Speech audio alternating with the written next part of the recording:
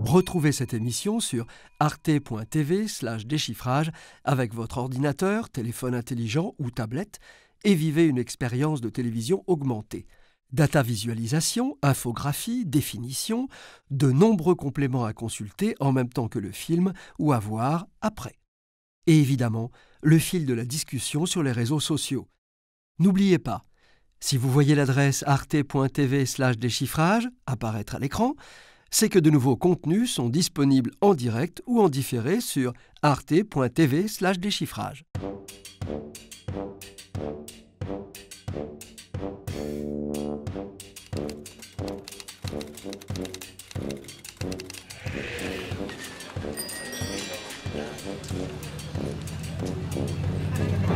Trop d'impôts, du l'impôt. Trop d'impôts, du l'impôt. FMI 3%, BCE, Libor, OCDE, Swap, TVA, G20. Ce n'est pas l'économie qui est compliquée, c'est son alphabet.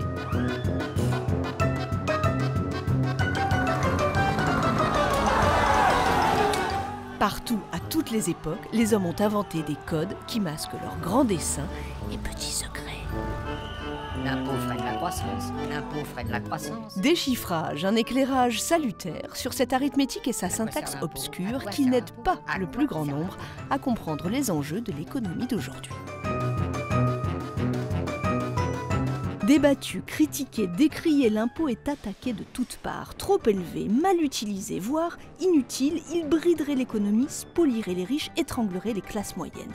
L'impôt ne sert-il donc à rien? Sinon, de quoi est-il le prix? L'impôt, le prix de la démocratie?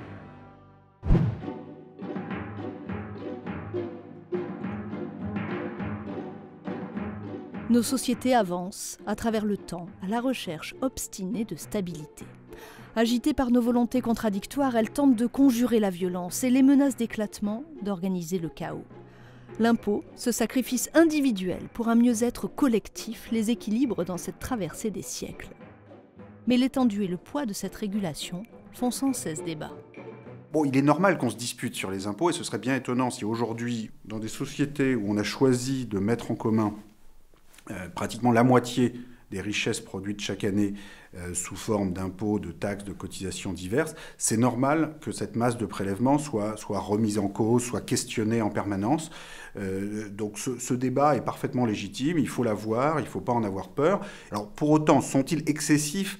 Disons, tout dépend de ce qu'on fait des impôts. Parce que dans le fond, c'est ça le vrai enjeu fiscal, c'est d'abord un enjeu démocratique, c'est-à-dire de pouvoir se mettre d'accord souverainement, collectivement, sur le type de projet commun, le type de ressources qu'on souhaite mettre en commun. We are Tories. We believe in low taxes, and believe me, we will keep on cutting the taxes of hard-working people in our country. Ansonsten glauben wir, dass Steuererhöhungen in die augenblickliche wirtschaftliche Entwicklung nicht gut sind. C'est trop. Pourquoi? Parce que trop d'impôts, pas d'impôts. Qu'ils pèsent sur les personnes ou sur les entreprises, les impôts seraient toujours trop élevés. Il y a un siècle déjà, quand ils atteignaient à peine 10% du PIB dans les pays riches, comme aujourd'hui où ils en représentent 38% en Allemagne et 45% en France. Il faut dire que les sociétés ont la mémoire courte. Elles oublient que la fiscalité a longtemps été arbitraire, dépendant du bon plaisir du souverain. À l'opposé, le sacrifice consenti de l'impôt constitue une arme de libération. C'est Montesquieu qui le souligne en premier, en 1748. Cette phrase dit « on peut lever des impôts plus forts à proportion de la liberté des sujets ». C'est-à-dire que plus il y a de liberté, plus on peut avoir d'impôts.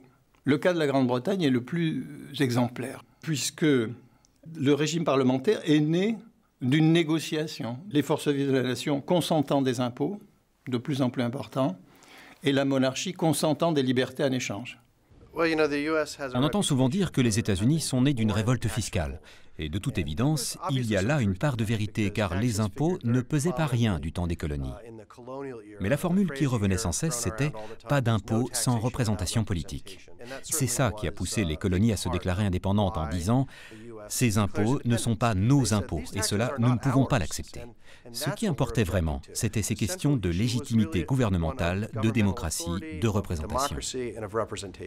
On trouve une révolution fiscale au niveau de chaque grande révolution démocratique. La Révolution française, évidemment, est consubstantielle à l'abolition des privilèges fiscaux de la noblesse et à la mise en place d'un système fiscal sur une base universelle, c'est-à-dire traitant tout le monde de la même façon, noble ou roturier, et essayant de taxer chacun en fonction de son patrimoine immobilier, terrien, puisque c'était ça la forme de la richesse à l'époque. C'est au XIXe siècle, je crois, que s'opère une réinterprétation du sens de l'impôt, et qu'émerge cette idée, contestée par beaucoup bien sûr, car payer des impôts ne faisait plaisir à personne, qu'émerge cette idée que si je paie des impôts, alors je participe à la communauté, que participation politique et paiement de l'impôt sont deux choses liées l'une à l'autre. Y a-t-il un lien entre le montant des impôts et le niveau de démocratie d'un pays? Deux chercheurs, André Barilari et Thomas Brand, ont réalisé une étude en 2007 sur 130 pays. Ils ont constaté qu'un faible taux de prélèvement obligatoire correspond, à quelques rares exceptions près, des pays dictatoriaux. C'est le cas du Soudan, du Cameroun ou de l'Iran, dans lesquels la fiscalité représente de 12 à 15% de la richesse nationale. Les pays dont la fiscalité est comprise entre 15 et 25% du PIB peuvent être considérés comme semi-démocratiques. C'est le cas des Philippines ou de la Thaïlande. Ce n'est que lorsque la fiscalité dépasse les 28% du PIB que l'on voit apparaître quasiment toujours des démocraties, comme les États-Unis, la France ou encore l'Allemagne. Dans un pays où il n'y a pas de démocratie, il y a une caste au pouvoir qui est prédatrice.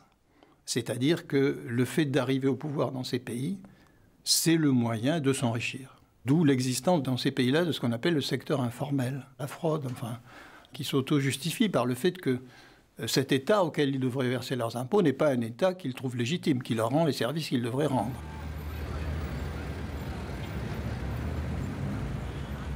Hi, welcome to Lagos, city of noise and pain. It's a wonderful place to live in. You have to have a local government in each house, provide your own water, your own electricity. With this kind of contraption, a powerful generating set. Et puis, avec 30% du PIB, on peut se payer ce que nous avons appelé le socle de développement, c'est-à-dire le prix de la démocratie et du développement. Il comprend le paiement de l'état de droit, il comprend les investissements collectifs sans lesquels la vie collective ne peut pas se développer correctement, les transports, et puis il finance aussi une couche de solidarité sociale minimum, au moins envers les plus démunis, qui assure une paix sociale minimum. Alors, si on veut développer la démocratie sociale, il faut aller beaucoup plus loin, bien entendu. La fiscalité s'affirme donc aujourd'hui comme une condition de l'exercice de la liberté politique. Et dans les faits, le consentement à l'impôt semble fermement établi dans toutes les démocraties, ou presque. L'idée répandue selon laquelle les Grecs ne veulent pas payer d'impôts est fausse. 80% des contribuables, c'est-à-dire les salariés et les retraités du privé et du public, payent leur impôt à la source. Ils sont piégés dans le système fiscal.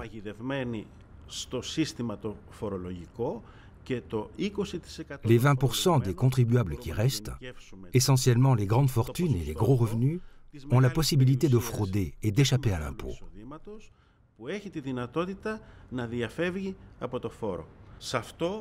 Tout cela est favorisé par la corruption qui persiste jusqu'à aujourd'hui dans l'administration fiscale. Et donc, le refus de payer l'impôt, l'évasion fiscale, sont plus particulièrement le fait du grand capital, qui a appris à ne pas payer l'impôt, à l'éviter.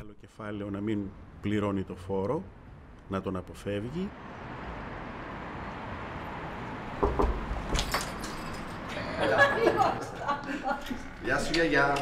Γεια σου, γεια. Έλα τώρα. Πάρ' τον. Έλα, βγάλε παπούτσια, γρήγορα. Μέχρι πριν από 2 χρόνια δούλευα στο έκτο δημοτικό σχολείο της Δάφνης. Jusqu'à il y a 2 ans, je travaillais à l'école primaire, à la 6e école primaire de Daphne. J'étais directrice adjointe, puis directrice là-bas. Έμεινα στο σπίτι και Il y a 2 ans, j'ai pris ma retraite. Je suis restée à la maison. Et alors que je voulais voyager, changer un peu ma routine, Pavlos a eu un accident vasculaire cérébral. Et en même temps, mon petit Dimitri s'est marié et a fait 2 enfants. En ce moment, je perçois 1 500 € et Pavlos 1 200.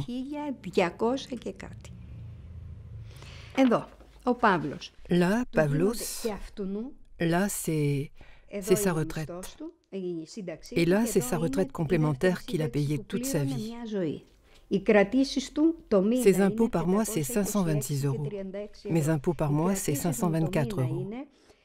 C'est-à-dire qu'à 2 personnes, nous donnons tous les mois 1 000 € et quelques à l'État.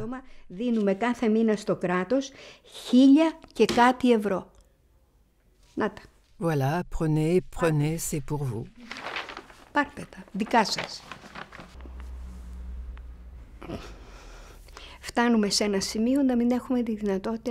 On arrive à un point où on ne peut plus survivre. Il ne reste que très peu d'argent. En fait, ajoutez le chauffage, ajoutez l'électricité, ajoutez la nourriture, ajoutez le médecin que Pavlos a besoin de consulter régulièrement. Et bien sûr, l'État n'en donne qu'une partie. Le reste, c'est moi qui paie. Inutile d'en dire plus, ça suffit.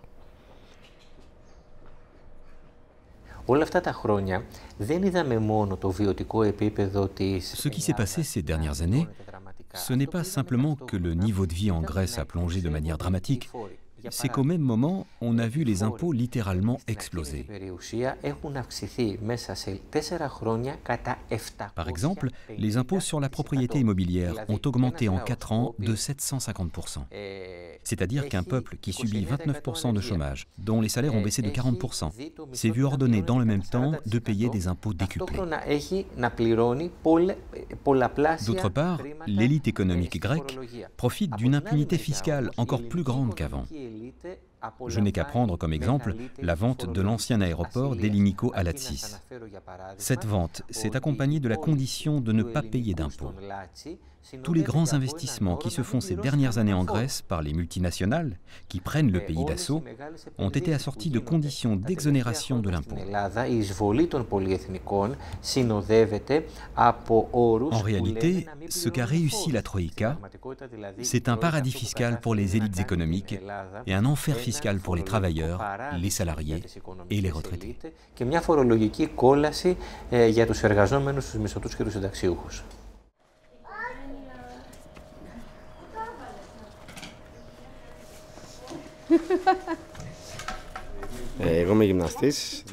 Je suis moniteur de gym. Je travaille dans des gymnases et chez des clients pour de l'entraînement personnalisé. Ma femme travaille dans une clinique gynécologique comme assistante microbiologiste. Dans ces conditions, nous n'avons pas de temps pour rester avec nos enfants et les élever comme il faudrait. Et nous n'avons pas d'argent pour payer une dame qui les garderait.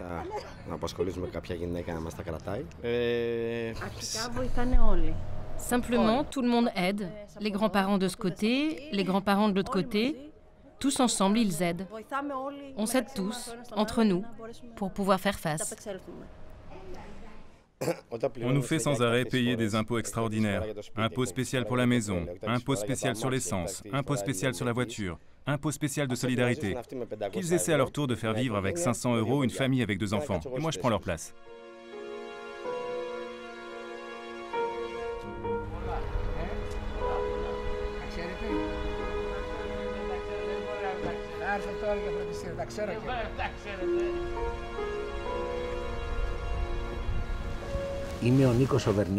Je suis Nikos Vernikos, armateur de la 4e génération, originaire de l'île de Sifnos. Je dirais que dans nos compagnies, nous employons environ 800 personnes. Pour moi, tout ce débat autour de l'imposition des armateurs grecs est dû à la jalousie de nos confrères du reste de l'Europe. La réalité est la suivante. Si aujourd'hui la Grèce augmente les impôts sur les compagnies maritimes, ceux qui nous financent, nos banquiers, vont nous demander de changer de pavillon.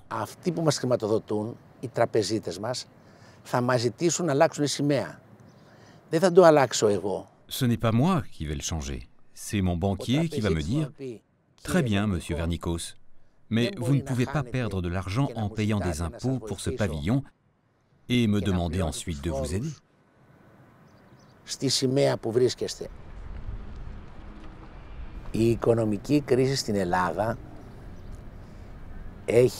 La crise économique en Grèce a des conséquences tragiques sur la classe moyenne. C'est elle qui souffre le plus. Ce ne sont pas les pauvres qui sont habitués à la pauvreté, ni les riches qui ont la possibilité de survivre.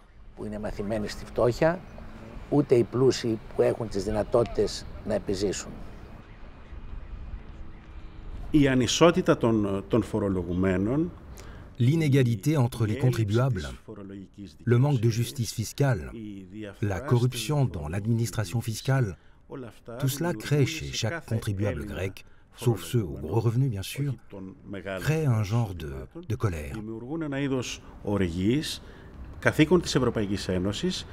Il est du devoir de la communauté européenne d'étudier, d'examiner de près les mesures qui sont proposées pour aider au rétablissement de l'autorité fiscale, du pouvoir fiscal en Grèce, et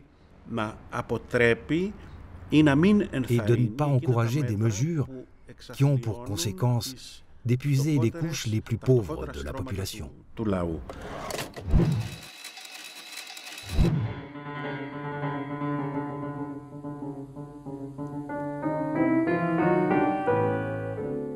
Sacrifice individuel pour un mieux-être collectif, l'impôt met en jeu des valeurs essentielles de la société.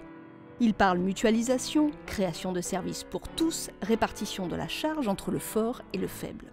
Il questionne ainsi l'idée même que la société se fait de la justice. Toutes les conceptions contemporaines de la justice sociale attachent de l'importance à l'égalité, attachent de l'importance à la liberté, attachent de l'importance à l'efficacité, et essayent d'articuler d'une manière ou d'une autre ces trois idées. Et donc, une manière alors d'essayer d'articuler ces trois considérations consiste à se dire qu'au fond, la justice, c'est une question de distribution équitable de la liberté, à condition que la liberté soit conçue alors pas comme une liberté purement formelle, un simple droit, mais une liberté réelle. Et donc, dans différentes versions, on trouve dans la théorie de la justice contemporaine cette idée que la justice consiste fondamentalement à essayer d'accorder à ceux qui ont la liberté réelle la plus faible, accorder à ceux-là la liberté réelle la plus grande possible.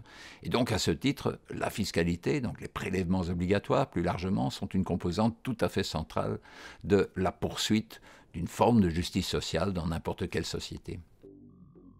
La fiscalité d'un pays repose sur un bouquet d'impôts qui ont deux caractéristiques. Premièrement, leur assiette, c'est ce à quoi ils s'appliquent: salaire, patrimoine, consommation, bénéfices. Deuxièmement, leur taux, c'est la part d'impôt appliquée à chaque assiette. Regardons ces différents types de prélèvements en se penchant sur le cas de monsieur contribuable. D'abord, celui-ci est imposé sur ses revenus, son salaire, le produit de son épargne. Dans certains pays, comme la France ou l'Allemagne, des cotisations sont prélevées sur son salaire pour financer sa sécurité sociale et sa retraite. Dans d'autres pays, comme au Danemark, c'est l'impôt qui assure ses financements. Le jour où monsieur contribuable perd sa mère, il doit acquitter des droits de succession, un impôt sur le capital, comme l'impôt sur la fortune ou la taxe foncière. Enfin, monsieur contribuable paie des taxes sur ce qu'il achète. La plus connue d'entre elles est la TVA, directement intégrée au prix de vente. Ce dernier impôt est dit proportionnel. Riches comme pauvres en paient autant, contrairement à un impôt dit progressif. Quelle est la différence entre les deux ? Observons les revenus d'un contribuable modeste et d'un plus aisé. Pour calculer l'impôt du contribuable aisé, l'administration va découper ses revenus en plusieurs tranches qui correspondent à des revenus de plus en plus élevés. Les revenus du contribuable modeste ne dépassent pas quant à eux la première tranche. Avec un impôt proportionnel, le taux est le même sur toutes les tranches. Avec un impôt progressif, c'est plus subtil. Sur la première tranche, les revenus sont taxés selon un pourcentage relativement faible. Sur la deuxième tranche, le pourcentage est plus fort, puis encore plus fort sur la tranche suivante. Sur la dernière tranche, le pourcentage est maximal. C'est ce qu'on appelle le taux marginal supérieur d'imposition. Nous obtenons donc bien un impôt progressif. Il n'y a rien dans le fonctionnement spontané de l'économie de marché qui conduise à une distribution équitable des ressources. Et donc, on a besoin de la fiscalité pour faire cela. On en a besoin à la fois au niveau du prélèvement pour aller chercher les ressources là où elles sont, les revenus, la richesse là où le marché les distribue spontanément, d'une part, et on a besoin alors en complément de la fiscalité d'un organe de distribution, de répartition de la richesse au sein de la population. La conception de la justice sociale et fiscale évolue sans cesse. L'invention de la progressivité, fin 19e, début 20e, représente une étape importante. Elle se concrétise dans l'impôt progressif sur le revenu qui se met en place en Europe et aux États-Unis entre 1860 et 1914.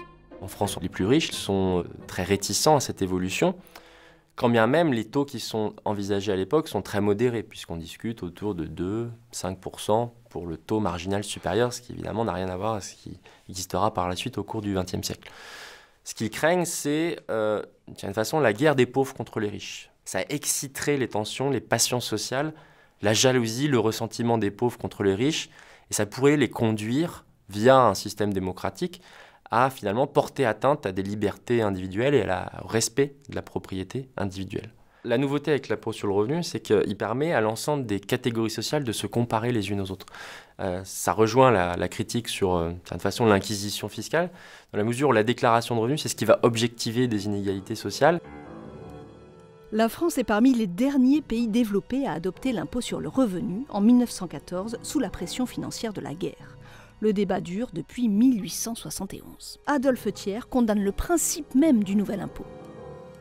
C'est une proposition immorale, injuste, factieuse, pleine de malice, de perfidie et d'ignorance, anti-financière, antisociale, sauvage, extravagante, violatrice des contrats et attentatoire à la propriété. Ce serait un impôt de discorde, le peuple n'a pas besoin, il faut bien le lui dire et le lui répéter, d'appauvrir le riche pour être heureux lui-même.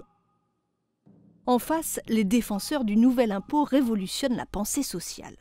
Et Léon Bourgeois d'expliquer. Celui qui, sans instruction préalablement acquise, se met au travail et tente la fortune, est dans une condition bien inférieure pour bénéficier de l'outillage social à celle de l'homme qui possède déjà un capital intellectuel et matériel considérable.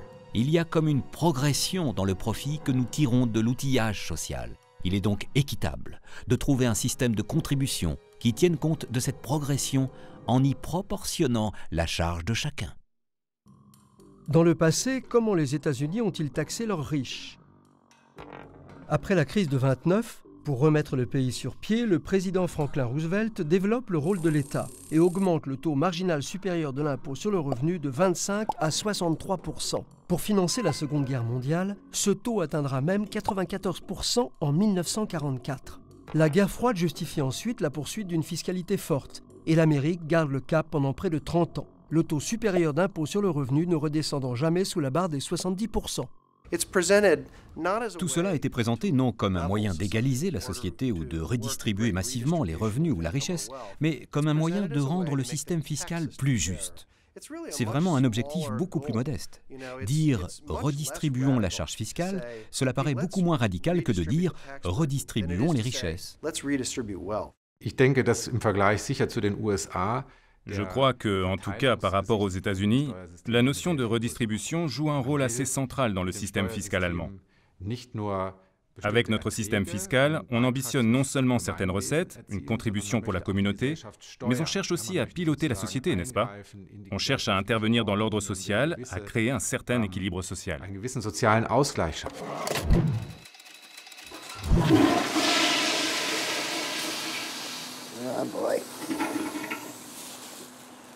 Je fais ça tôt le matin, je commence toujours par nettoyer ici. À 79 ans, Frank Cardile devrait se la couler douce sur une plage. Mais l'assurance maladie des retraités Medicare ne couvre pas tous les médicaments dont lui et sa femme ont besoin.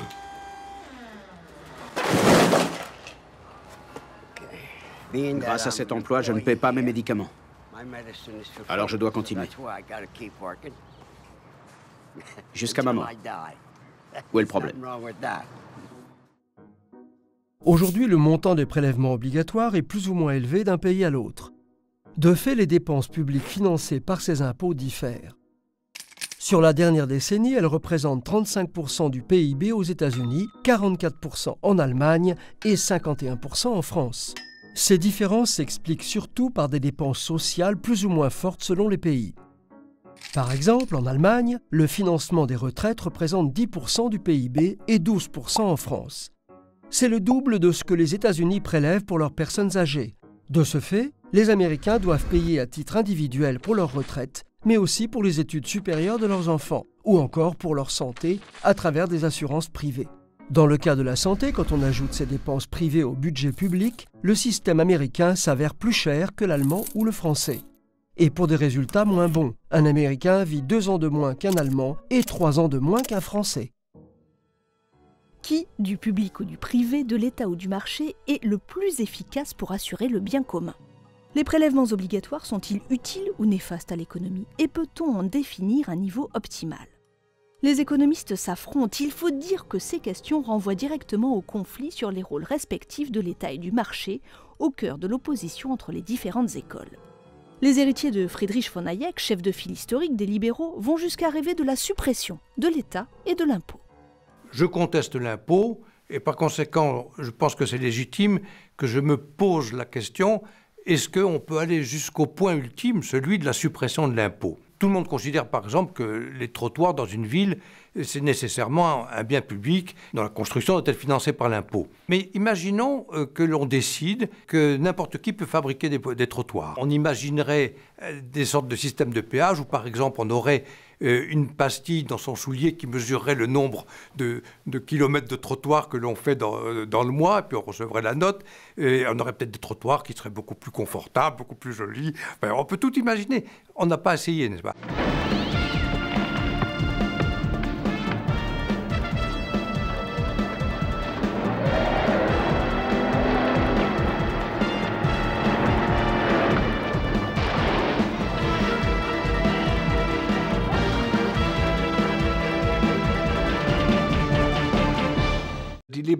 Les économistes libéraux, partisans du libéralisme économique, partent du principe qu'on n'a pas besoin de l'État tel qu'il existe.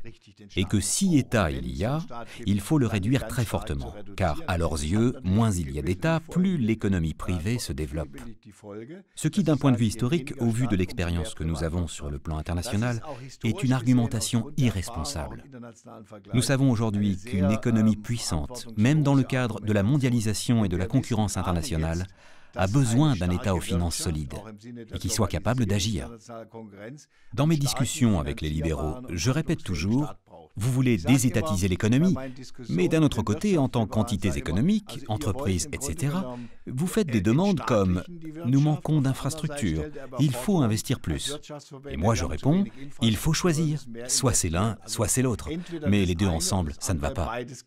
Tous les pays riches, que ce soit en Europe, en Amérique du Nord, au Japon, le processus de développement économique s'est accompagné d'une hausse des prélèvements obligatoires et d'un processus de développement de l'État social et fiscal, d'un processus de construction de l'État, avec au moins, disons, 30% du PIB en prélèvement obligatoire et jusqu'à 50%, voire un peu davantage dans les pays nordiques. Donc il faut quand même une certaine masse de prélèvements obligatoires qui non seulement n'est pas contradictoire avec le développement économique, mais est une des conditions de ce développement économique. Supposons que je procède à une baisse d'impôts de l'ordre de 1 milliard d'euros. Mon PIB augmentera d'1 demi-milliard, c'est-à-dire qu'il y a bien un effet, mais cet effet reste inférieur à 1. Alors qu'avec les investissements publics, l'effet est plus marqué. Il sera nettement supérieur à 1. Si je fais des investissements à hauteur d'1 milliard, mon PIB augmentera de plus d'1 milliard. Et la conclusion à laquelle on est parvenu est qu'en moyenne, l'effet multiplicateur est nettement plus élevé quand on agit sur les dépenses que sur les recettes. Et que là où il est le plus élevé, c'est quand on fait des investissements publics. Cette pensée keynésienne née dans l'entre-deux-guerres est mise en œuvre avec un grand succès dans l'ensemble des pays développés après la Seconde Guerre mondiale. Pendant les 30 Glorieuses, la fiscalité permet de construire l'État-providence et de prendre en charge pour tous l'éducation, la maladie, la vieillesse et la grande pauvreté. My fellow citizens, I'd like to speak to you tonight about our future, about a great historic effort to give the words freedom, fairness, and hope new meaning and power for every man and woman in America. Specifically, I want to talk about taxes. Mais cet élan fiscal se brise à l'orée des années 80, avec l'arrivée aux manettes politiques et économiques des thèses libérales, justifiées, côté théorie, par la fameuse courbe de Laffer. La courbe de Laffer repose sur, je crois, une idée incontestable concernant le comportement humain, à savoir qu'un individu va développer une activité, d'autant plus que le rendement de cette activité sera plus élevé.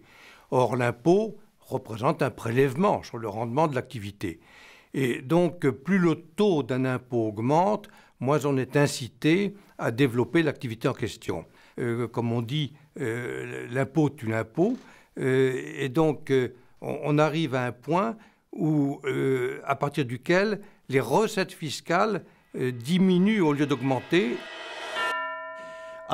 Je tiens la théorie d'Arthur Laffer pour une pure lubie. Cette théorie n'est absolument pas étayée par les faits. On dit qu'il l'avait griffonnée devant Reagan, au dos d'une serviette ou d'un sous-boc de bière au Waldorf Astoria Hotel de New York. Il a sorti cette théorie de son chapeau. Elle est simple et dans sa simplicité, elle est tout simplement fausse. Nous en avons fait l'expérience dans les années 2000 en Allemagne. Cette corrélation ne fonctionne pas. On a eu beau consentir d'énormes allègements d'impôts, les entreprises ont continué à minimiser leurs investissements. Les chiffres parlent d'eux-mêmes. Les baisses d'impôts de Ronald Reagan ont fait chuter les recettes fiscales et exploser le déficit budgétaire américain. En France, un rapport du directeur de l'INSEE sur les finances publiques conclut que les baisses d'impôts entre 1999 et 2008 ont fait augmenter la dette publique d'environ 20 points de PIB. La réalité met donc à mal le simplisme de la courbe de Laffer. Et pourtant, celle-ci continue à inspirer les politiques économiques.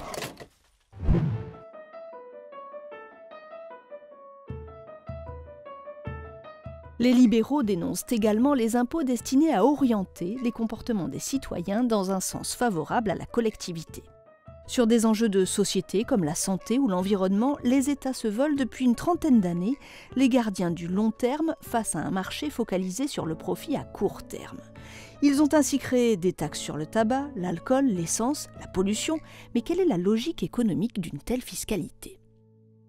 Les transports, l'agriculture, l'industrie, toutes ces activités contribuent à la pollution de l'environnement et ont par conséquent un coût pour la société en termes de santé, de biodiversité ou de qualité de l'eau. Mais qui paye pour ces dégradations ? Généralement, pas ceux qui les provoquent. C'est cette anomalie que la fiscalité écologique entend réparer. Or, les taxes environnementales sont encore balbutiantes en Europe. Mis à part quelques pays vertueux comme le Danemark ou la Slovénie, dont les taxes environnementales représentent près de 4% du PIB, la moyenne européenne est plus faible. Cette moyenne a même chuté depuis 15 ans, reflétant le manque d'ambition en Europe sur le sujet.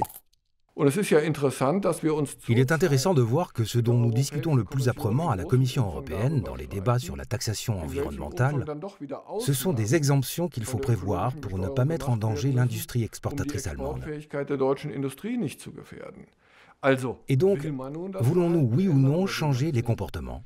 Voulons-nous encourager les gens à moins se déplacer en voiture, les entreprises à consommer moins d'électricité ?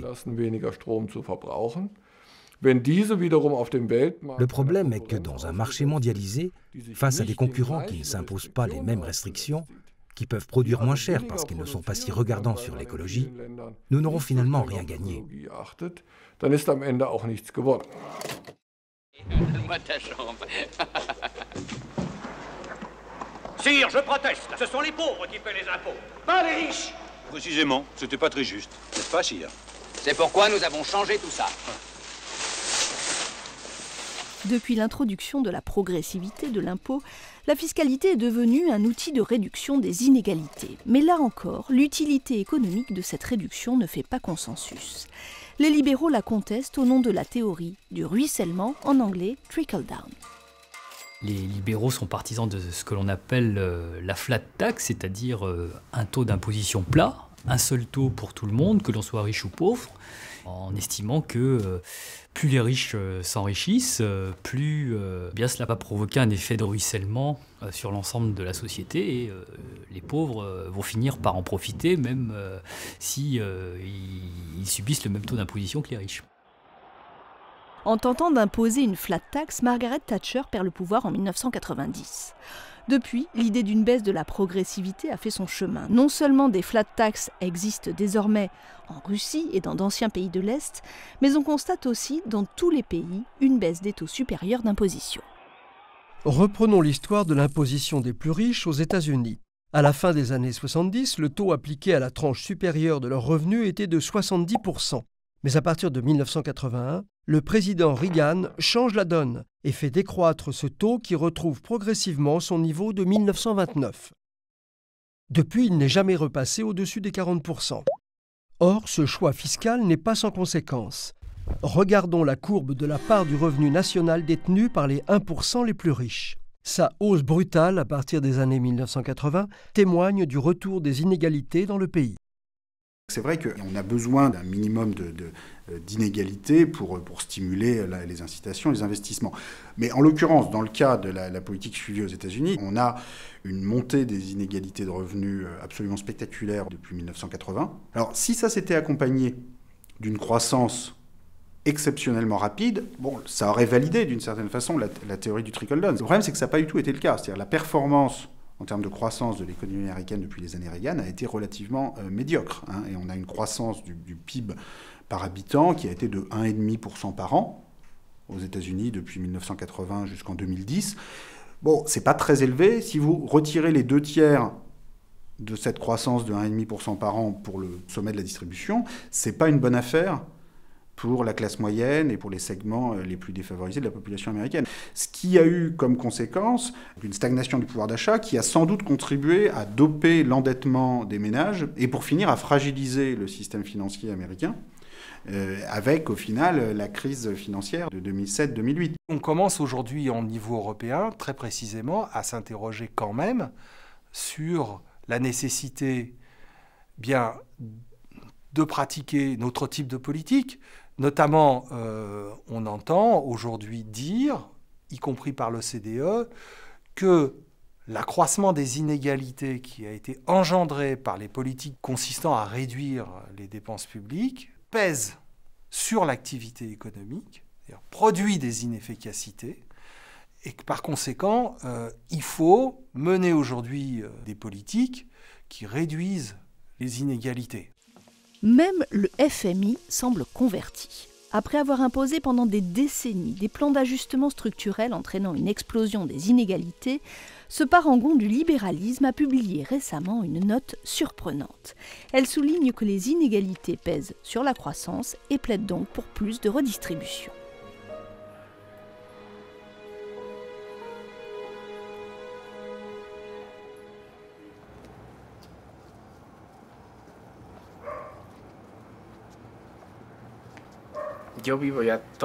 J'ai vécu toute ma vie ici. C'est la maison de mes parents. J'ai toujours vécu ici. Je travaille dans une agence immobilière. Je suis assistant et j'ai 40 ans.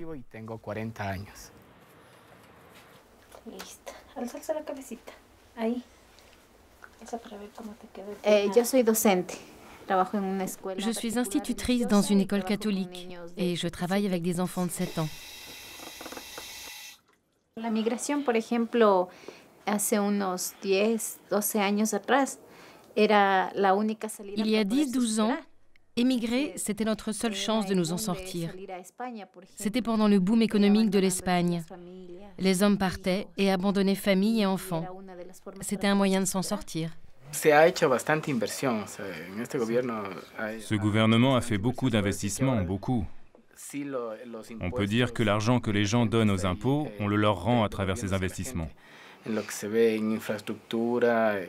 le voit à travers des infrastructures comme les nouvelles écoles, les nouveaux collèges, les nouveaux hôpitaux, les nouveaux centres de soins, les bourses pour les étudiants, pour les aider et aussi pour aller étudier à l'étranger.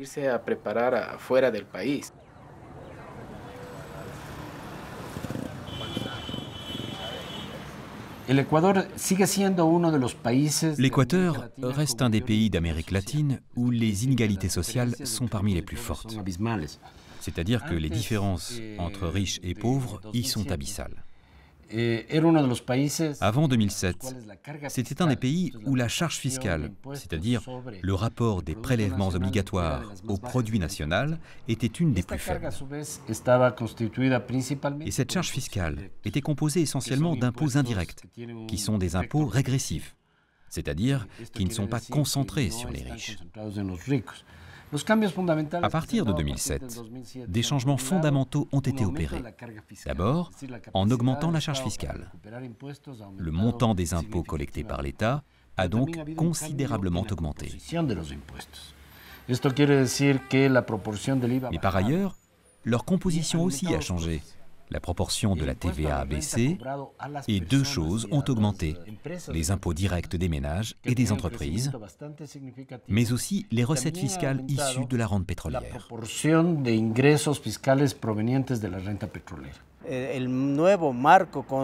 Le nouveau cadre constitutionnel et législatif que nous avons mis en place pose le principe d'une politique fiscale à la fois progressive et redistributive. L'augmentation remarquable des recettes fiscales vient de deux sources principales. Tout d'abord, celle des grandes entreprises, qui avaient pris l'habitude de payer très peu, voire pas du tout. Leur faire payer l'impôt a été un tournant majeur pour réussir à augmenter le volume des recettes fiscales. D'autre part, nous avons élargi la base des contribuables. Nous avons incorporé 500 000 nouveaux contribuables. Chacun d'eux paye peu, mais il paye sa part. Et en additionnant ces sommes, on arrive à des sommes conséquentes. Et puis surtout, ce système contribue à créer une culture de l'impôt.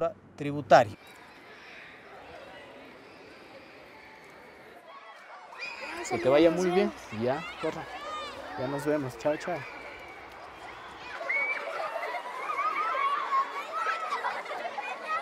Vamos a abrir en la página 120 y 121.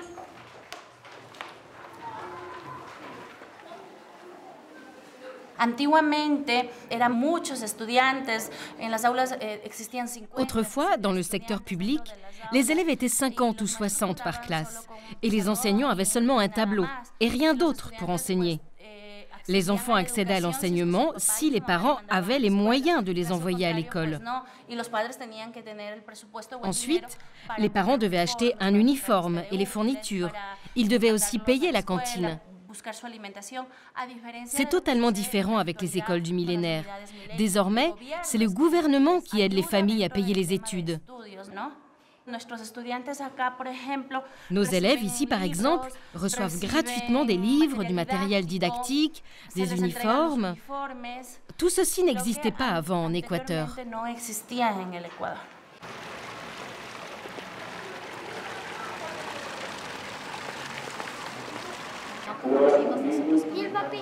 Hola.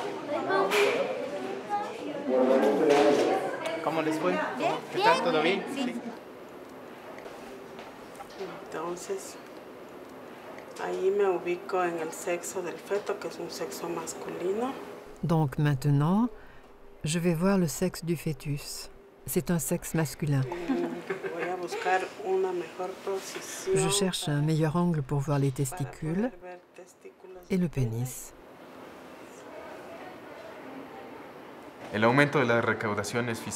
L'augmentation des rentrées fiscales fait que le budget de l'État a augmenté dans le domaine de la santé et dans beaucoup d'autres domaines.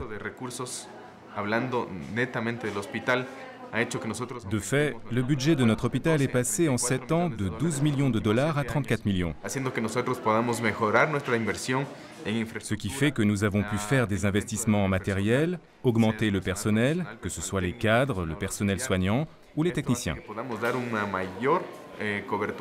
Tout cela nous permet de mieux couvrir les besoins de la population. Chaque année, nous sommes en capacité d'augmenter l'offre de soins de 12%.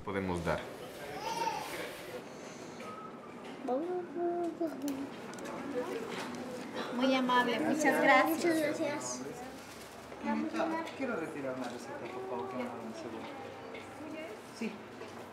Le coefficient de Gini, qui mesure le niveau d'inégalité sociale, est passé de 0,53 à 0,49. Il a diminué de 4 points en 7 ans, ce qui est remarquable, car cela ne s'était jamais produit avant. Dans ce cas, on peut dire qu'il y a vraiment une tendance à la démocratisation de notre société.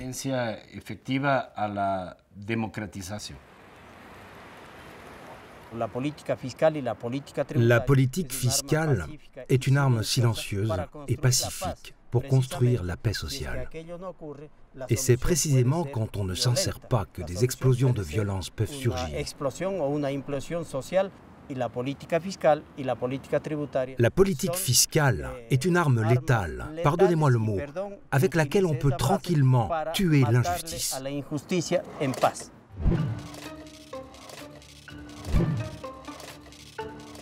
La conception libérale prévaut dans la construction européenne. Capitaux et entreprises se déplacent donc librement dans l'Union et c'est la concurrence qui organise la fiscalité, chaque pays restant maître de ses impôts. Finalité affichée, inciter les États à mieux maîtriser impôts et dépenses publiques.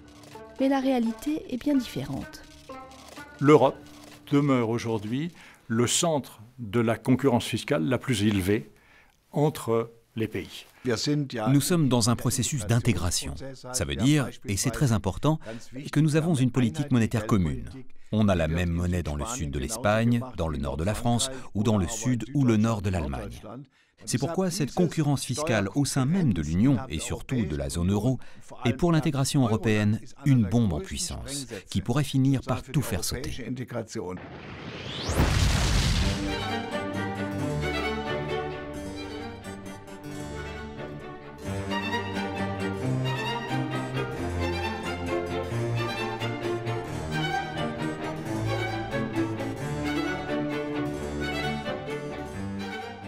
L'Europe, pour les entreprises, c'est une ribambelle de taux d'imposition sur les bénéfices. En 1995, l'Allemagne et l'Italie affichent des taux parmi les plus élevés, de 57% et 52%. Les taux du reste de l'Europe s'étalent de 40% à 20%, avec la Hongrie qui détient le taux le plus faible. Dans les années 2000, les pays cherchent à attirer les entreprises à grands coups de baisse fiscale. En 2003, puis en 2007, plusieurs pays de l'Est font leur entrée dans l'Union. Le dumping fiscal que certains d'entre eux pratiquent accélère cette course à la baisse. Ainsi, en 20 ans, la moyenne européenne de l'imposition sur les entreprises a chuté de 12 points, s'établissant à 23%. Aujourd'hui, c'est Chypre, la Bulgarie et l'Irlande qui affichent les taxations les plus faibles, entre 10 et 12% des bénéfices. Et encore, il s'agit des niveaux officiels. Quand on prend en compte niches fiscales et autres dérogations, on constate que les Pays-Bas ont en fait un taux inférieur à 6%, quand le taux réel pratiqué par le Luxembourg atteint à peine 5,2%, et celui de l'Irlande seulement 4,6%.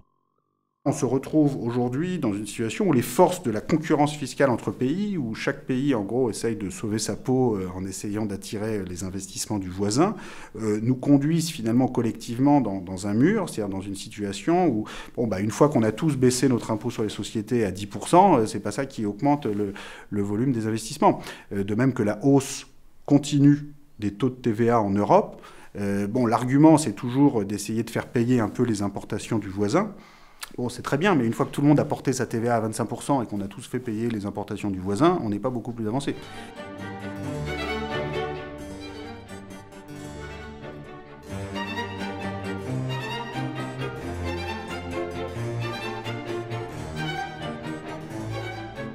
Et bien sûr, tous les États ne sont pas égaux devant cette concurrence fiscale. Certains y perdent et d'autres y gagnent.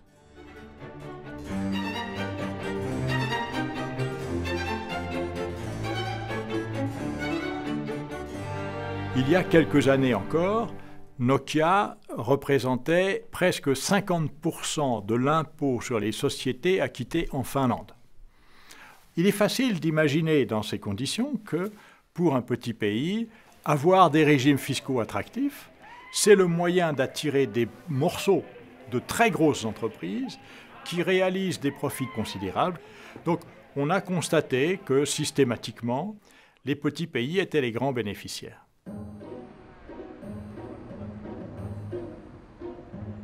L'Irlande a fait du dumping fiscal l'arme clé de son développement. Résultat, les multinationales y ont investi 200 milliards de dollars et assurent 80% de ses exportations.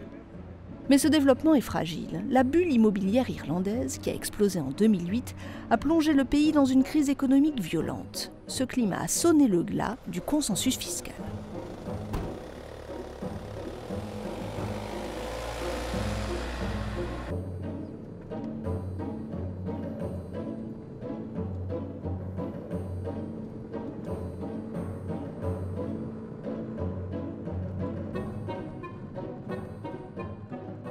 Cette maison là-bas, c'est un lieu historique.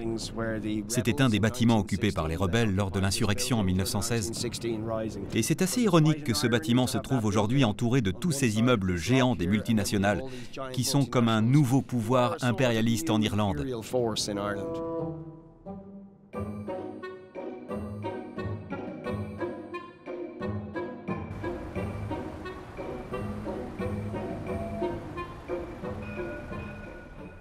Mazars est un cabinet international d'audit et de conseil.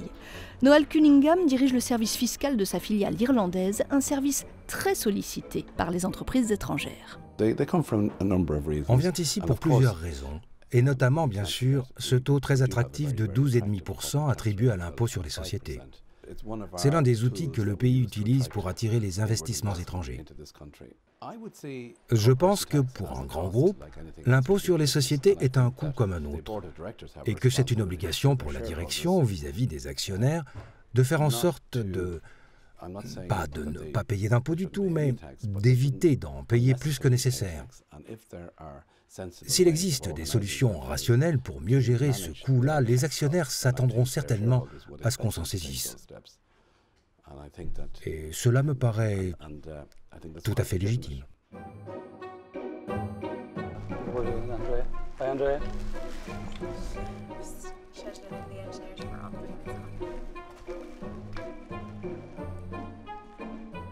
Schneider Electric, grand groupe français spécialisé dans l'équipement électrique, a créé plusieurs filiales en Irlande. Jim Rice dirige celle de Dublin.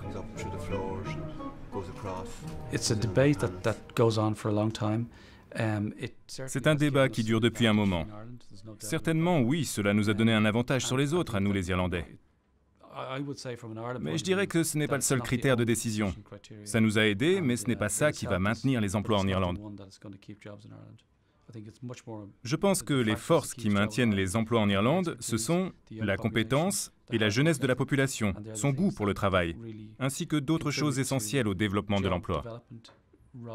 Mais pas tellement le taux d'imposition. C'est trop simpliste. Je ne crois pas que ce soit l'explication. Pour moi, ça ne fait aucun doute. Nous sommes un paradis fiscal. Les preuves ne cessent de s'accumuler que si ces entreprises viennent ici, c'est parce que l'État irlandais a adopté pour elles une réglementation et une taxation particulièrement douce et les soutient dans leur politique agressive d'évitement de l'impôt.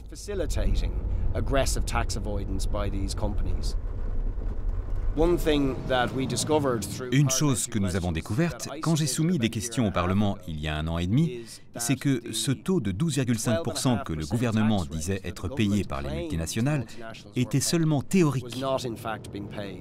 Le vrai taux pourrait être carrément de 2%, ou sans doute, d'après les chiffres sur les revenus, de 6%. Il y a un gros point d'interrogation sur le montant des impôts réellement acquittés par ces compagnies.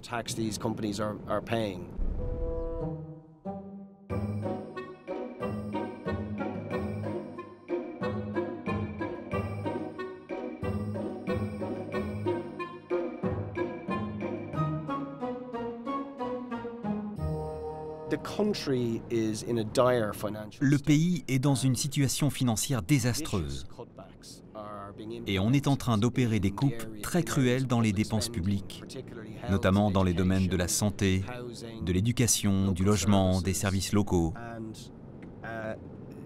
Les gouvernements nous disent qu'on n'a pas le choix, que c'est le prix à payer pour rembourser la dette amassée pendant les années de boom, puis celles de crise économique. Selon nous, et selon moi, il y a pourtant une autre façon possible de solder cette crise. Et ce serait d'augmenter le niveau d'imposition des institutions financières et des grandes entreprises multinationales qui font toujours les mêmes profits énormes. Mais les gouvernements reculent devant toute mesure qui pourrait porter atteinte aux profits des multinationales. C'est un peu comme si on vous donnait à choisir entre d'un côté un certain pourcentage de quelque chose, éventuellement même tout petit, plus petit en tout cas que ce que vous auriez souhaité, et d'un autre côté 100% de rien du tout. J'imagine que s'ils y réfléchissaient vraiment, la plupart de nos concitoyens comprendraient que les groupes internationaux apportent une contribution non négligeable à notre économie et que sans la présence de ces compagnies, l'Irlande se retrouverait plus pauvre. Si les grands groupes qui ont tant d'influence sur ce qui se passe dans la société et l'économie sont dispensés d'impôts, alors l'État devient vraiment impuissant. C'est-à-dire que, bien que formellement nous soyons une démocratie, en réalité, les grandes décisions, celles qui affectent la vie des citoyens ordinaires, se prennent dans les salles de conseil de ces immeubles que nous voyons ici, par des gens qui n'ont été élus par personne, qui n'ont de compte à rendre à personne. Et pourtant, leurs décisions peuvent avoir un impact énorme, parfois dévastateur, sur la vie et les moyens de subsistance des citoyens ordinaires.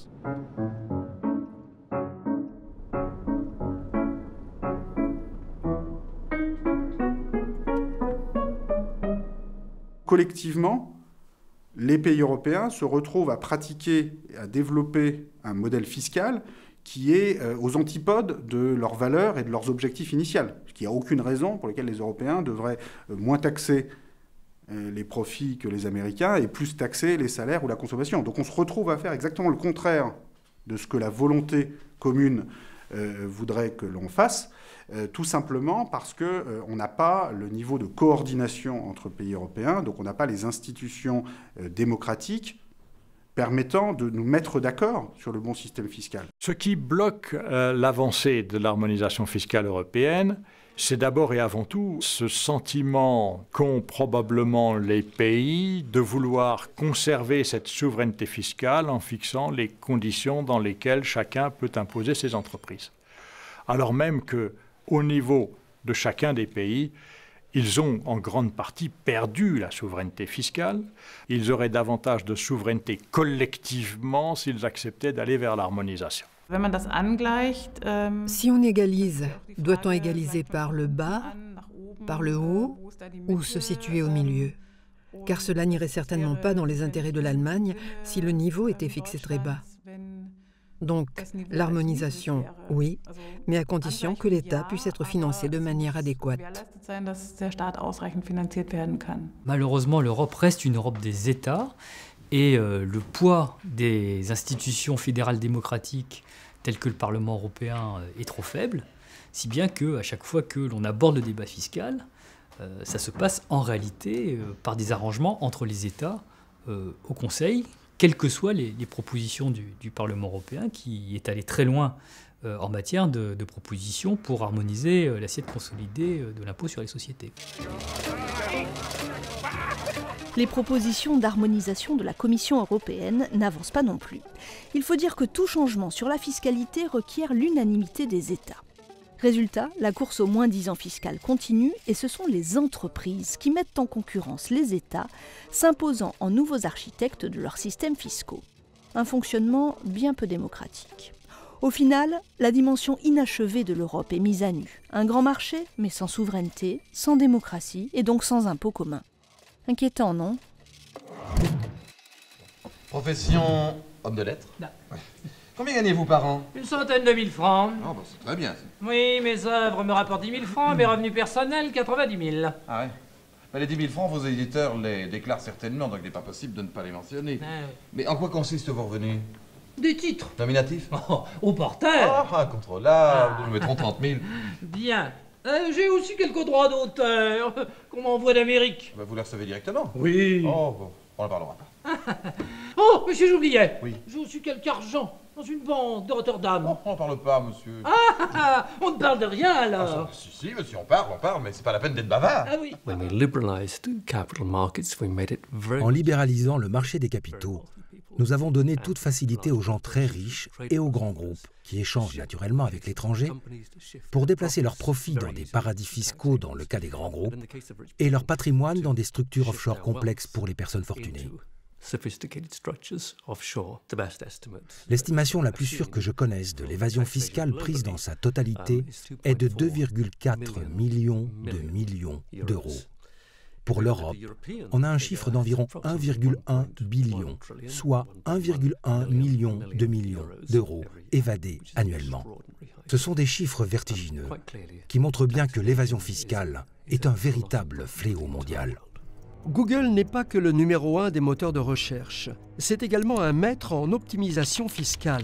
Son taux d'imposition global est compris entre 1,5 et 2%. Comment est-ce possible ? Quand une entreprise française fait de la publicité sur Google, elle reçoit une facture d'une filiale irlandaise du groupe. En effet, en Irlande, le taux d'imposition des sociétés est de 12,5%. Mais Google ne se contente pas de ce régime fiscal déjà très favorable. Grâce à la libre circulation des capitaux dans la zone euro, il transfère ses profits d'Irlande vers les Pays-Bas, Amsterdam ne servant que de territoire de transit vers des terres exotiques moins contraignantes. Serait-ce les Bermudes ? On suppose que là-bas, la filiale de Google détient le droit d'utilisation de la marque pour le monde entier et le refacture à la filiale hollandaise. L'essentiel de l'activité taxable de Google en dehors des États-Unis est donc rapatrié dans ce paradis fiscal. Les services fiscaux français enquêtent. Un redressement de 500 millions à 1 milliard d'euros est en jeu.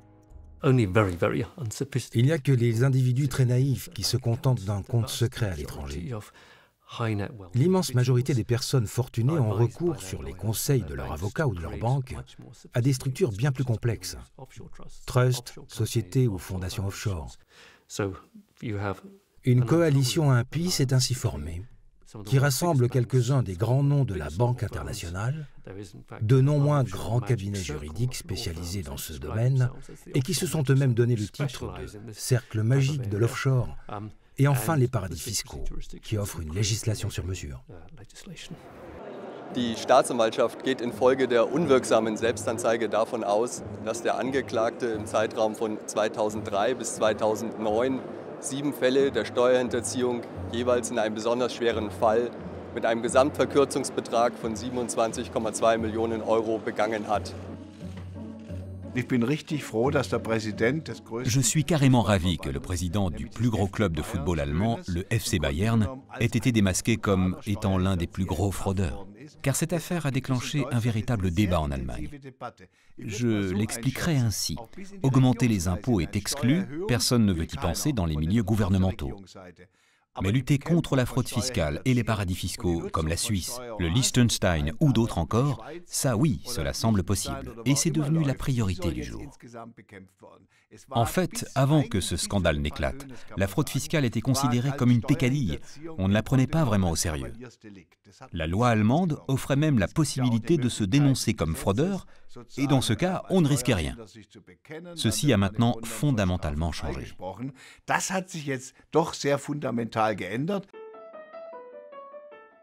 Par rapport à leurs voisins, les contribuables fortunés français bénéficient, outre les montages sophistiqués, d'autres moyens d'éviter l'impôt.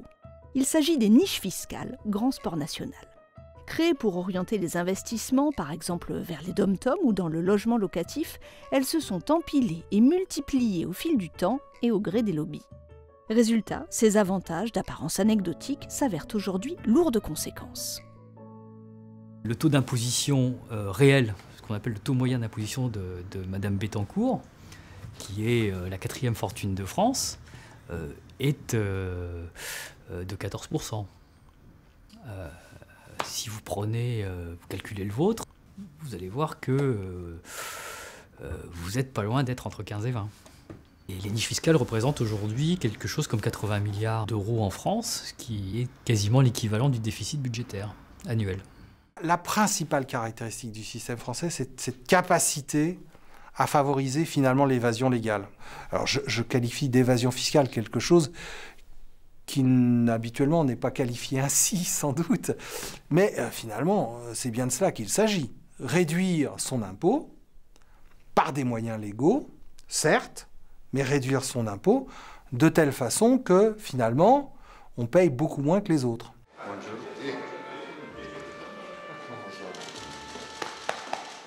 Le combat contre les niches fiscales est à peine amorcé en France. En revanche, la crise de 2007 et l'explosion des déficits publics ont agi comme un électrochoc. Et la lutte contre la fraude fiscale semble enfin lancée dans le monde, avec en chef de file les Américains. La loi FATCA de 2010 impose à toutes les banques de transmettre automatiquement au fisc américain les données bancaires de leurs clients américains. L'Europe et tous les pays du G20 se sont engagés à faire de même. Pour moi, qui ai passé toute ma carrière à œuvrer pour améliorer la transparence et la coopération, les mesures annoncées par le G20 en 2013 sont vraiment tombées comme un cadeau de Noël inespéré. Car il y avait en haut de la liste 3 de nos exigences clés pour une meilleure transparence et une coopération internationale renforcée. La grande interrogation, c'est les lobbies du camp opposé, très puissants et aussi très riches, vont-ils réussir, comme ils le projettent, à détricoter tout cela? On l'a souvent vu dans le passé. Et je pense que nous allons devoir faire très attention à nouveau cette fois-ci, à ce que les engagements pris ne soient pas dénaturés. Le bras de fer est lancé, mais l'inertie antérieure des États face à l'évasion fiscale a eu des conséquences sur la structure de leur fiscalité. L'impôt SEMI, selon la formule de Tocqueville, a frappé non les plus capables de le payer, mais les moins capables de s'en défendre. Comme en témoigne la baisse de la progressivité de l'impôt sur le revenu dans de nombreux pays. En 1981, le taux marginal supérieur de l'impôt sur le revenu était de 56% en Allemagne et de 60% en France. En une trentaine d'années, ce prélèvement destiné aux plus riches a considérablement baissé, de 11 points en Allemagne et même de 20 points en France. Dans le même temps, la totalité des impôts prélevés sur les revenus a stagné en Allemagne et a pratiquement doublé en France. Ce ne sont donc pas les riches qui ont apporté ces recettes supplémentaires, mais bien les revenus plus modestes. La mode aujourd'hui en matière de fiscalité sur les ménages est de réduire la progressivité de l'impôt sur le revenu et de faire monter en puissance la TVA. Le résultat des courses, c'est que dans de nombreux pays, la tendance est à la mise en place d'un système qui pèse de moins en moins sur les entreprises, de plus en plus sur les ménages. On va faire peser, comme dans l'Ancien Régime, le financement de la chose publique par ce qu'on appelait à l'époque les gueux. La gabelle, la taille, l'impôt sur les épices, pour cette année, ça fait combien? 200 000 ducats, monseigneur. Mais l'année dernière, ça faisait beaucoup plus. Oui, mais la récolte avait été très bonne. Cette année, la récolte a été très mauvaise, alors il faut payer le double.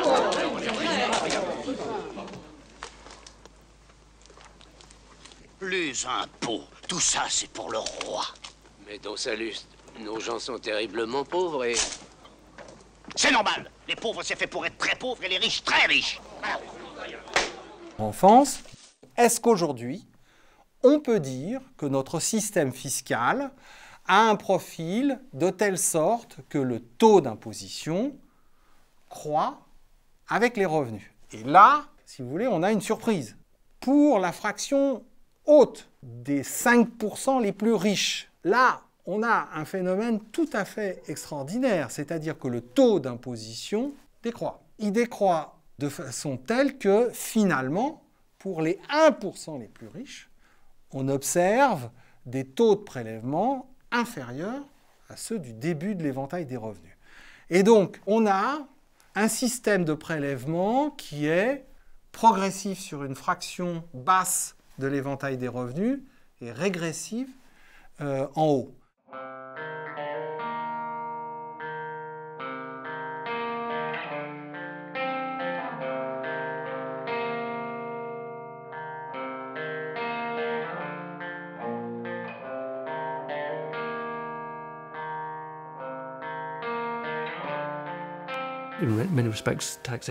À mains égards, les paradis fiscaux sont la réponse des riches à cet état démocratique et social qui s'est mis en place au cours de la seconde moitié du XXe siècle. Les très riches, particuliers et entreprises, ont dû s'adapter à un nouveau système de fiscalité démocratique. Et ils l'ont fait en s'excluant tout simplement de ce système, en se mettant hors de portée de la fiscalité des démocraties. Si Marx revenait, il dirait probablement que la lutte fiscale fait partie de la lutte des classes, et que pour l'instant, les riches l'ont gagnée. Sauf au Danemark, peut-être. Je pense que pour les Danois, il est important que nous soyons tous égaux et que nous ayons les mêmes possibilités à la naissance. Nous pensons beaucoup à la communauté. Nous pensons à la communauté. C'est une société solidaire. Ici, on rompt le cercle vicieux qui dit « si ton père est pauvre, tu seras pauvre, parce que tu ne pourras pas faire des études ». L'héritage social est vaincu. Nous prenons soin les uns des autres par rapport aux autres pays. Aux États-Unis, par exemple, c'est plus chacun pour soi. L'égalité crée une bonne société. On n'exclut personne. Personne ne sera complètement exclu, si on peut le dire comme ça.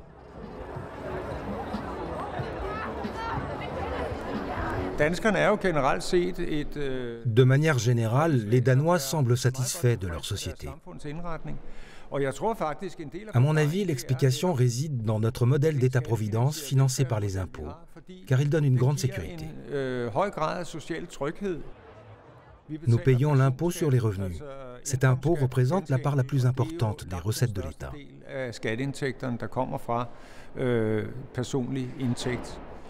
De manière générale, on peut dire que le système fiscal danois reste un système assez solidaire, avec une imposition progressive, de manière à ce que les riches et les mieux rémunérés paient plus d'impôts que les pauvres.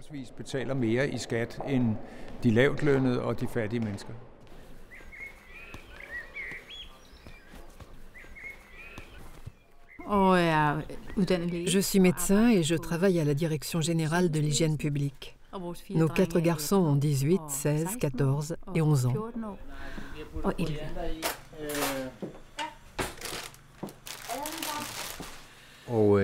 Je suis médecin, chef de service des maladies infectieuses à l'hôpital d'Herlev.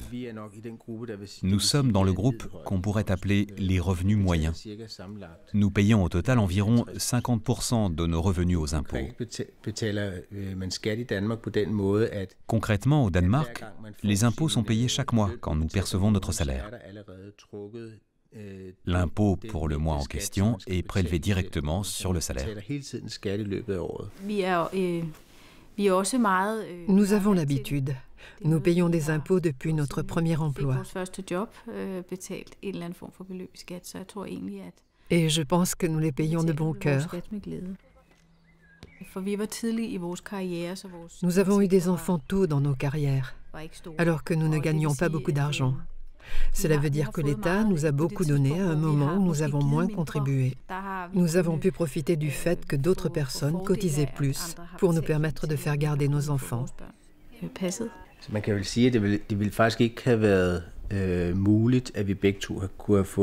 Il nous aurait été sans doute impossible de faire tous les deux des études longues et de mener une carrière si nous n'avions pu faire garder nos enfants pendant que nous étions jeunes. Le système nous a donc permis d'avoir le travail que nous voulions à terme.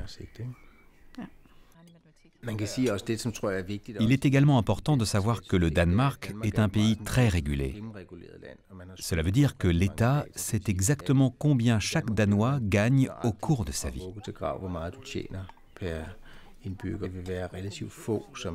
Très peu peuvent se soustraire aux impôts. Et il est moins dur de payer 50% de ses revenus quand on sait que tout le monde passe à la caisse et que rares sont ceux qui ne le font pas. Si les Danois acceptent de payer autant d'impôts, c'est parce qu'il y a une sorte de contrat entre les citoyens et l'État sur le principe de la solidarité. Les Danois voient l'État comme un filet de sécurité qui garantit à tous une vie agréable au Danemark. Au cours des années 30, on a eu une coopération historique entre les différentes classes de la société, essentiellement entre les paysans et les travailleurs, qui voyaient tous l'intérêt d'un nouveau système pour aider la population.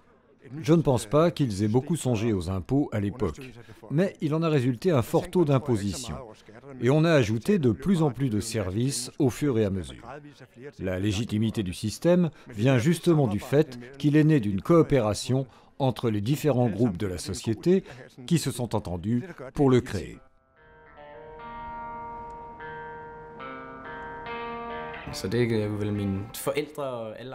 Mes parents et tous les autres contribuables au Danemark ont participé à financer mes études. Les études sont donc gratuites. De plus, je reçois une bourse de l'État de près de 670 € par mois après impôt, juste pour faire des études. Sans ma bourse d'études, j'aurais du mal à joindre les deux bouts. Je travaille actuellement 15 heures par semaine.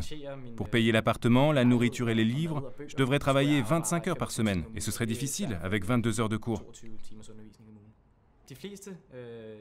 La plupart des personnes que je connais ont déménagé de chez leurs parents après le bac. Si une personne habite toujours chez ses parents quand elle a la vingtaine, 22, 23 ans par exemple, les autres se demandent « Qu'est-ce qui ne va pas chez lui? Pourquoi habite-t-il toujours chez ses parents? Il ne peut pas se débrouiller tout seul ?»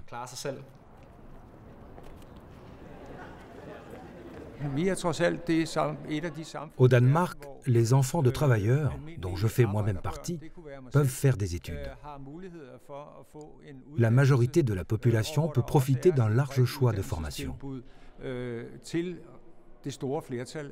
C'est ce qui fait certainement de nous l'un des pays les plus démocratiques, car la connaissance, c'est le pouvoir. Si les connaissances sont concentrées chez un petit groupe de la population, chez les intellectuels et les dirigeants des grandes entreprises, il n'y a pas de vraie démocratie. Au Danemark, nous nous battons depuis plusieurs générations pour donner à la majorité de la population l'accès aux connaissances et donc au pouvoir.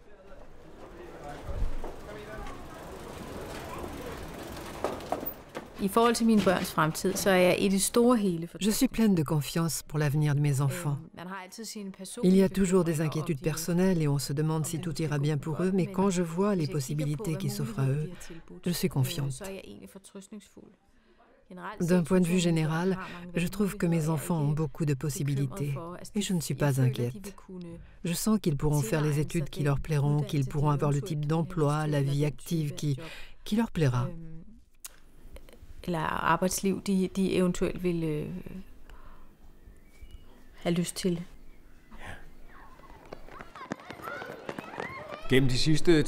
Dans les 10 à 15 dernières années, nous avons constaté une plus forte pression pour diminuer les impôts des plus riches et des mieux rémunérés, et pour diminuer l'impôt sur les sociétés. Malheureusement, le gouvernement danois a suivi cette course vers le bas en diminuant l'impôt sur les sociétés. C'était l'année dernière. Le plus grave est que cette réduction d'impôt a été financée par une baisse des aides sociales, comme les allocations chômage et l'aide à l'éducation.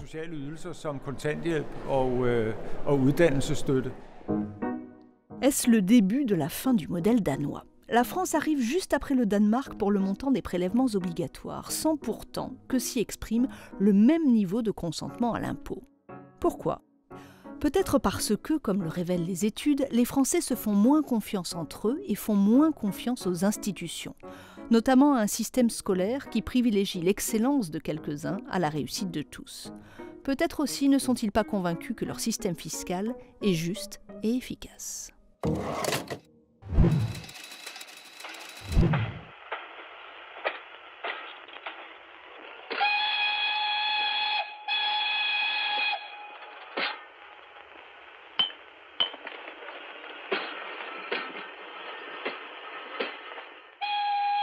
Le retour des inégalités, alimenté par l'évitement fiscal massif des plus riches, particuliers et grandes entreprises, pose aujourd'hui des questions démocratiques fondamentales. Et cela d'autant plus que des tendances profondes sont à l'œuvre dans l'économie. L'une des forces importantes qui pousse au creusement des inégalités dans le long terme est la tendance du taux de rendement du capital à être supérieur au taux de croissance économique dans le long terme. Ce qui conduit à des inégalités de patrimoine croissantes avec la part des classes moyennes qui diminue dangereusement depuis 20-30 ans. Et ça pose un problème politique à long terme, parce que c'est vrai que la diffusion de la propriété et le développement d'une classe moyenne patrimoniale, ça a été sans doute la plus grande transformation au cours du XXe siècle en matière de répartition des revenus et des patrimoines. The condition of our lives are miserable. My family works 18 hours and they hardly make any money and we're losing our house. Bank of America is taking my house.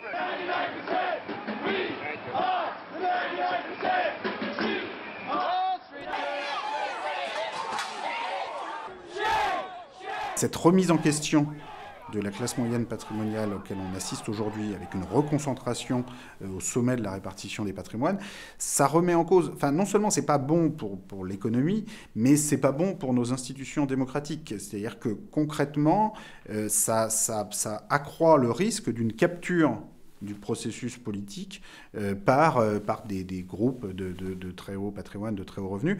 Donc le but, c'est d'adapter l'impôt à la réalité de la capacité contributive des contribuables. Donc le revenu est un indicateur utile de la capacité contributive du contribuable, mais le patrimoine, de plus en plus, est également un indicateur utile. Donc on a créé l'impôt progressif sur le revenu au XXe siècle. Je pense qu'on a besoin aujourd'hui de développer également l'impôt progressif sur le patrimoine. Il faudra être fou pour ne pas taxer un petit peu plus cette base patrimoniale qui est si prospère. Évidemment, on ne va pas arriver à une coordination internationale parfaite et un impôt mondial sur le patrimoine comme ça. Mais par contre, les utopies jouent un rôle important dans l'histoire de l'impôt. Souvent, les utopies finissent par devenir une réalité. Soffiate! Soffiate!